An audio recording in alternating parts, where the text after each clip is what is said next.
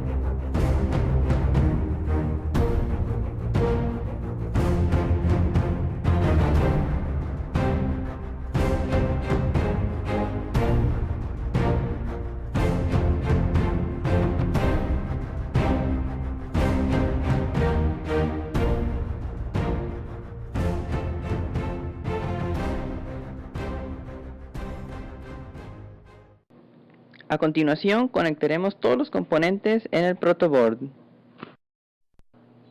Primero colocaremos una terminal para el foco y la conexión a tierra. A continuación conectamos un cable a la parte de la terminal que elegiremos como tierra. Conectamos la otra terminal a la segunda terminal del TRIAC y la primera terminal del TRIAC la aterrizaremos a tierra. De la terminal donde conectaremos el foco, conectamos una resistencia de 100 ohms y de la resistencia de 100 ohms conectaremos el potenciómetro de 100 kilo ohms. Ahora de la terminal variable del potenciómetro conectaremos el capacitor de 0.1 microfaradios hacia tierra. De la misma terminal variable del potenciómetro conectaremos la resistencia de 4.7 kilo ohms y el DIAC en serie hacia el gate del TRIAC. Y del nodo entre la resistencia de 4.7 kilo ohms y el DIAC conectaremos el capacitor de 0.022 microfaradios hacia tierra. Por último conectaremos el foco a las terminales.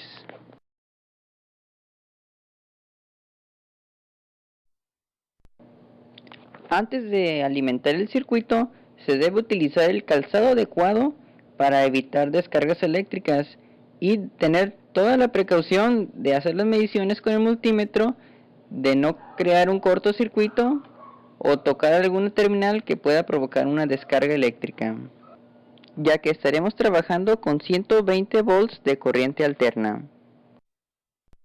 Al alimentar el circuito colocando el potenciómetro en la mínima resistencia, tenemos un voltaje en el TRIAC de 1.9 volts y un voltaje en el foco de 118 volts. El ángulo de conducción mínimo es de 15.2 grados.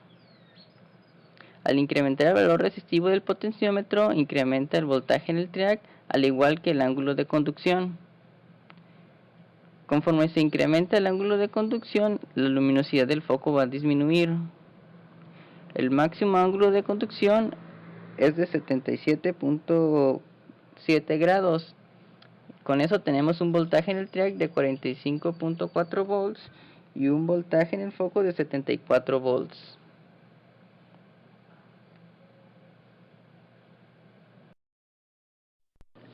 El TRIAC se dispara cuando le llega la señal del DIAC y el DIAC manda la señal cuando el voltaje del segundo capacitor vence el voltaje de ruptura del TRIAC, que es 32 volts aproximadamente. Podemos observar que el mínimo ángulo de disparo es a los 15.12 grados y en ese momento el voltaje del capacitor 2 vence el voltaje de ruptura del DIAC, disparando el TRIAC.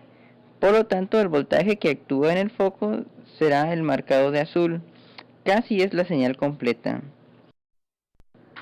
Al incrementar el valor resistivo del potenciómetro, se tardará más en que el capacitor obtenga los 32 volts para disparar el TRIAC. Por lo tanto, el triac se dispara en un tiempo después. Con el potenciómetro en su máxima resistencia, el triac se dispara a los 77.7 grados, siendo este el máximo ángulo de disparo. Marcado de azul se encuentra la parte de la señal que actúa en el foco. Ahora es una parte más pequeña, haciendo que se baje la luminosidad.